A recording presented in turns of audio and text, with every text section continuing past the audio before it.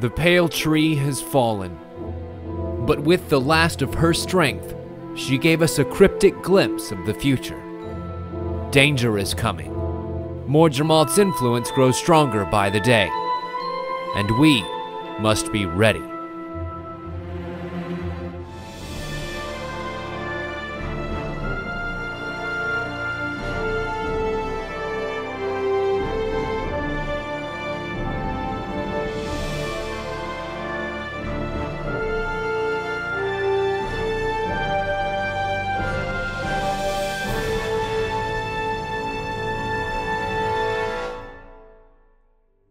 The Living Story Season 2 has reached its mid-season finale, entitled The Dragon's Reach.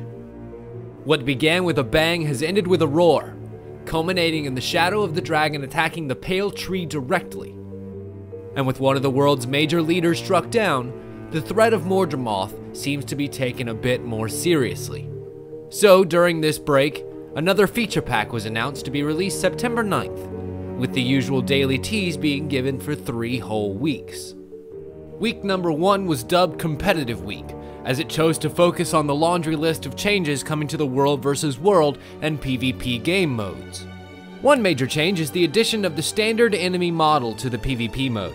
These are base character models that are set up for each profession, gender, and race combination that act as placeholders, if you have the option turned on, so that your computer can focus on rendering gameplay and not unnecessary things like character design and die combinations. New reward tracks are also coming to PvP, with sets of glorious armor being added to the mix. And on the World vs. World side, a new trick and a new treat were outlined.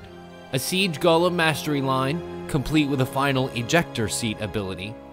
And our first official trick, the Siege Disabler. A grenade-like device that disables and unmans all siege items, including the golems, in a small area for a short period of time.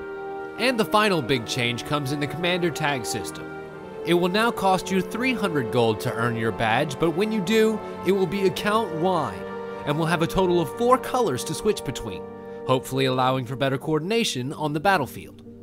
Then came Week 2, a fresh start. Only 4 pages this time. Emphasis was largely placed on quality of life PvE updates, including a better mega server sorting method for people of different languages, and the ability to relocate to a more populated map if you find yourself in a place where no one is around.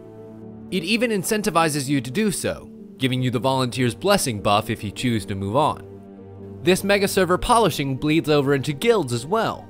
On the server side, a new priority has been set whenever a particular guild is doing a mission on that map. So if your guild is about to start a mission, say, priority will be given to you and the other members of your guild trying to access that particular map instance, hopefully making getting everyone in the same place a little bit more simple. And there was also the introduction of the global guild system.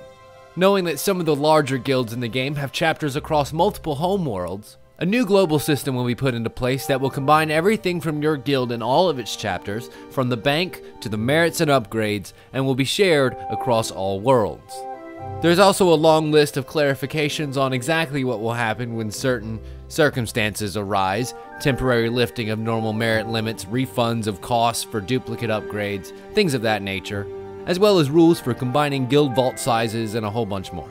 Dungeons will see a long-awaited fix with the removal of the dungeon instance owner structure.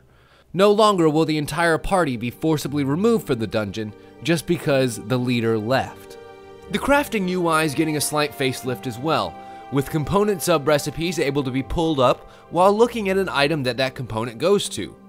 And speaking of crafting, new leveling items are being added, both to crafting and to loot drops, that are slightly more powerful than some already in the game, some even with a selectable stat combination, and serve to fill in the gaps between levels of items that already exist to make the leveling process slightly easier.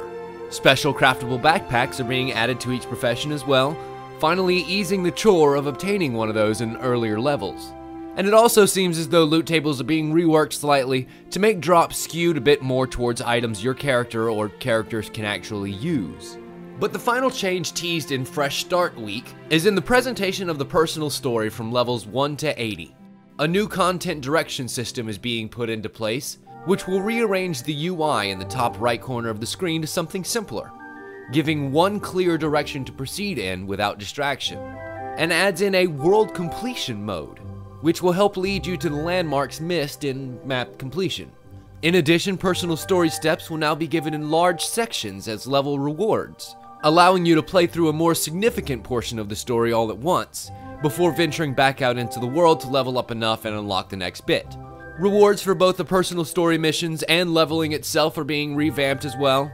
Gaining a level will now give you a clickable badge in the corner, much like bonus chests are now, that will give you specific information about the stats, bonuses, or systems unlocked at that level, like the elite skills, or weapon swapping, or now the down state, which will be unlocked at level 5 for new players. PvP and World vs. World are being level hidden also, and won't have clickable icons on their status bar until levels 18 and 22. You can still access them before that using the portals in Lion's Arch or the keyboard shortcuts, and that only goes for brand new accounts. Once the features are unlocked on a single character, they won't be hidden on any future characters. Which brings us to week 3, collecting and trading. The shortest week, only 3 days, contained a lot of polishes to the wardrobe, a whole new achievement category, and the Trading Post 2.0. Starting in the hero panel, you'll have individual tabs to preview both finishers and miniatures, and taking them out of bank storage for good, finally making them account-wide, and giving them a special equipment spot for each, eliminating the need to re-double click them every time you enter a new map. The achievements panel was next, with collectibles being given their own set of achievements and rewards now, and rearranging the categories within the tab. World vs. World, PvP, and activity achievements now fall under the competitive category. Region, boss, and dungeon ones are in the general. And as a result, some language needs to be clarified, such as the deposit all collectibles option in the inventory, which will now read deposit all materials to better read what is actually being moved. Which leaves the last change teased, the new trading post. From the ground up, the Black Lion Trading Company interface has been remade, starting with how it gathers assets. Initial loading times have always been a pain, but starting September 9th, most of the data used will be retrieved from files on your computer, rather than accessing remote servers, which should drastically reduce those loading times, and make getting to the trading post at all much less of a headache.